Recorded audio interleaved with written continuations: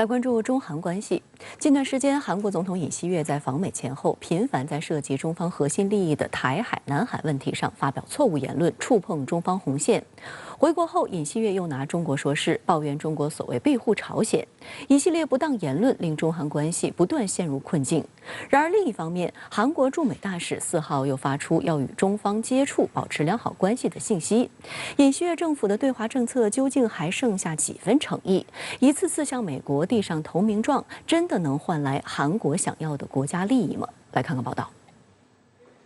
综合韩联社、路透社4号的报道，韩国驻美大使赵贤东当天在华盛顿战略与国际研究中心的一场活动上声称，过去几年由于新冠疫情阻碍了韩国与中国的高级别交流，现在有必要与中国建立新的关系基础。韩方希望很快能与中方进行高级别接触。赵贤东称，中国是韩国最近的邻国，这一点不会改变。中国一直是韩国的头号贸易伙伴，而且在相当长的一段时间内还将保持这种地位。因此，我们必须与中国保持良好关系，对此我毫不怀疑。赵贤东还着重强调，我们必须与中国保持良好关系。不过，韩方要跟中国保持良好关系，当前却并不具备良好氛围。赵贤东特别提到，对于近期韩方与美国和日本方面的大量外交接触，中国可能由此产生了一些不愉快的反应，特别是在上周美韩元首会晤后发表的华盛顿宣言和两国联合声明。外界注意到，美韩借机在台海、南海问题上指手画脚，包括重申所谓维护台海和平与稳定的重要性，宣称反对任何试图通过武力单方面改变印太地区现状的图谋，包括通过非法海洋主张、填海军事化和胁迫活动。4月27号晚，中国外交部亚洲司司长约见韩国驻华使馆公使，就美韩联合声明涉华错误部分提出严肃交涉，表达强烈不满。而尹锡悦在访美前还在接受英国路透社专访时，公然妄议台海问题，借此向美示好。观察指，尹锡悦政府一面屡屡触碰中方核心利益的红线，一面又通过驻美大使释放所谓寻求高层接触交流、建立新的关系基础，其中的诚意几何值得怀疑。虽然尹锡悦近期多次做出了有关中国的负面表态，但是它改变不了一个基本的事实，就是中国、韩国之间的相互依存是非常紧密的，尤其在经济领域。所以我们会发现，韩国政府近期以来的一些动向的特点，就是尹锡悦他出于亲美外交的理念，会说出一些出国的话，做出一些出国的举动，但是他的总统办公室还有他的外交部门总是会紧随其后。跳出来去救火。5月2号访美回来的尹锡悦继续拿中国说事。据韩联社报道，当天在龙山总统府的一场记者会上，针对近日中国批评美韩华盛顿宣言一事，尹锡悦做出一番辩解，其中提到，由于中国完全不参与国际社会针对朝鲜违反安理会决议的制裁行动，韩国这么做是别无选择。尹锡悦的这种观点其实是非常片面，而且也有点本末倒置，因为他没有考虑到朝鲜发展核武器的一个根本的动因，是因为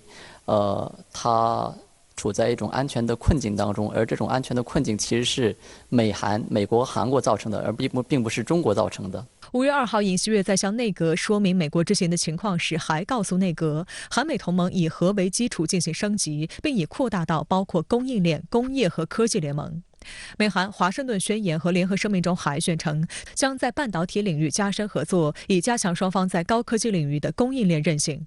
将中国排除在半导体供应链之外，阻遏中国高科技发展的意图也显而易见。讽刺的是，尹锡悦当天却对记者假意声称，我们没有对华出口管制，无论是技术还是商品，只要中国不对我们采取敌对行为，双方遵守合同，保持可预测并相互尊重，完全可以和中方一起解决经济问题。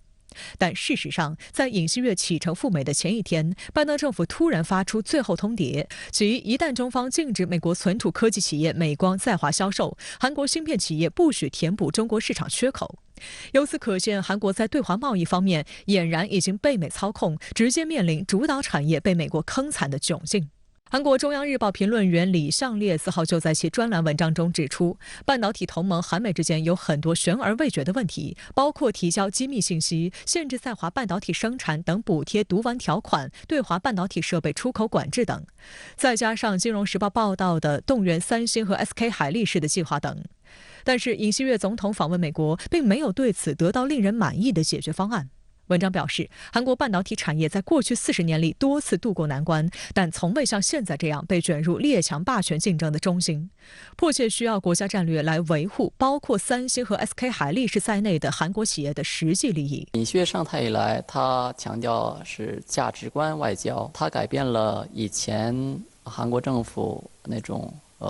战略模糊，他想做到一种战略清晰，想明确地站到美国那边。中韩关系如果恶化了，那么其实，韩国在与美国打交道的过程当中，也会处在一种非常不利的地位，因为它没有了某种选择的余地和空间，对韩国本身的利益来说是一种巨大的损害。在一片屈辱外交的批评声中，韩国总统尹锡悦将在7号迎来日本首相岸田文雄。时隔12年，韩日重启穿梭外交，推进双边关系和解，实则是为美国的印太战略服务。接下来，北约也进一步把手伸进亚太，将于2024年底前在日本东京开设联络处。中方提醒，北约持续东进亚太，干预地区事务，应引起地区国家高度警惕。韩国总统室发言人李杜运4号宣布，总统尹锡悦将于7号在首尔龙山总统府同到访的日本首相岸田文雄举行会谈，包括小范围和大范围的会谈。双方有望发表在国安、经济、文化、人员交流等各方面打造全新合作关系的具体成果文献。李杜运强调，双方将强调韩日和韩美日团结应对所谓朝鲜核岛威胁的重要性。会后，两国领导人还将共同会见记者，但双方恐怕不会在那个场合发表联合宣言。这一问题需要两国经协商和首脑会谈后做决定。岸田文雄这次呢，对韩国是一种工作访问，工作访问呢就表明双方在一些具体问题上进行协调，而不是对两国的战略方向进行大的一个规划。所以在这种情况下呢，可能双方不会发表类似于小渊惠山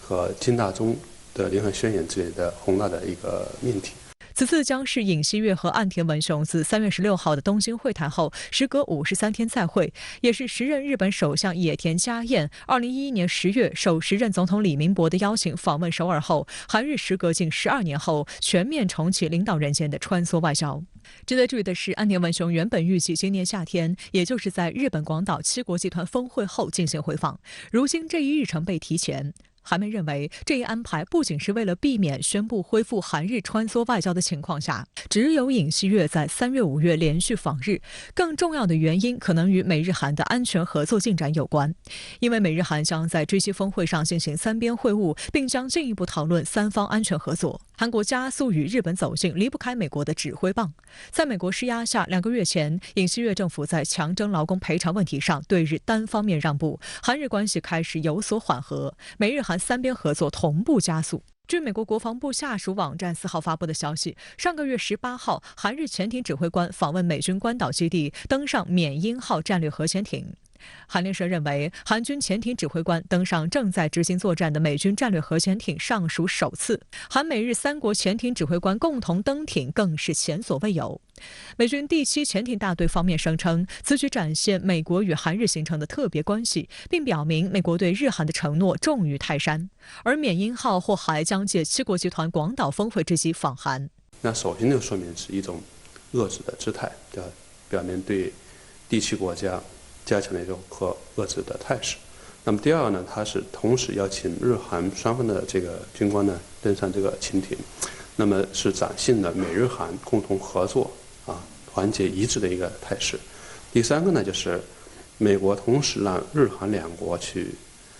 登进，它一方面呢也是展现日韩关系能得到极大改善，美日韩合作、日韩的军事合作能得到巨大提升。